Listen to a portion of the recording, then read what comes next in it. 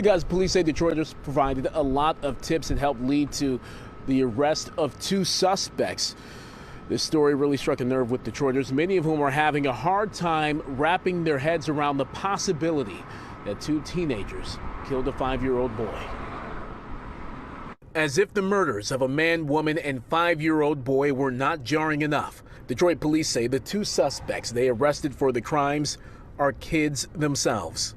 There is high confidence that the individuals that we have taken into custody are responsible for this heinous act. A 16 and 17-year-old are in custody for the murders of Caleb Harris, his mother, LaShawn Marshall, and her boyfriend, Aaron Benson. It's hard to process, man, and it's heartbreaking because nothing like that's supposed to happen. All of it has Detroiters unnerved. You have to have no remorse, no heart to shoot a little boy, a 5-year-old, in the head.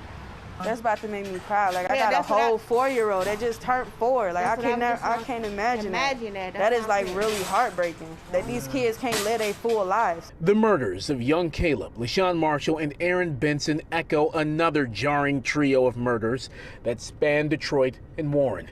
One of the victims was also a child, 6-year-old Tyrez Moore. Nicholas Bari will be tried for their murders in April. When a 5-year-old is murdered in our community, we all gotta have an understanding and look at it like that's our kid too, because until we start to look at these situations like that, nothing is going to change. Violence against children has always struck a nerve with community organizer Zeke Williams and New Era Detroit. He says the possibility that two teens murdered a child in cold blood is a sign the community has dropped the ball and everyone has a role to play to right the ship. If you're an influencer, if you're an entertainer, a comedian, a rapper, you know what I mean, or just somebody cool in the community who kids look up to, we got a responsibility to do more in our communities to affect the mindset and mentality of what's going on in our communities. Don Moore is doing just that with his nonprofit Betterment Outreach.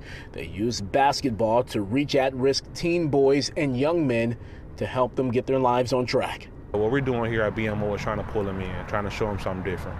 Trying to show them that, man, you can get the same money by selling drugs by doing something positive. Actually, we all need to step up. Like, when something like this happen, everybody do. We ought to start putting heads together, and handling it. Because these young guys is growing up listening to the wrong thing and doing the wrong thing.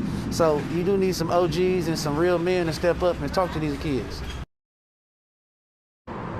Again, two teenagers have been arrested. Right now, they're being held in the Wayne County Juvenile Detention Center. Investigators are working hard to get a warrant request over to the prosecutor's office for a charging decision. Police say the suspects knew the victims, but right now, no official word.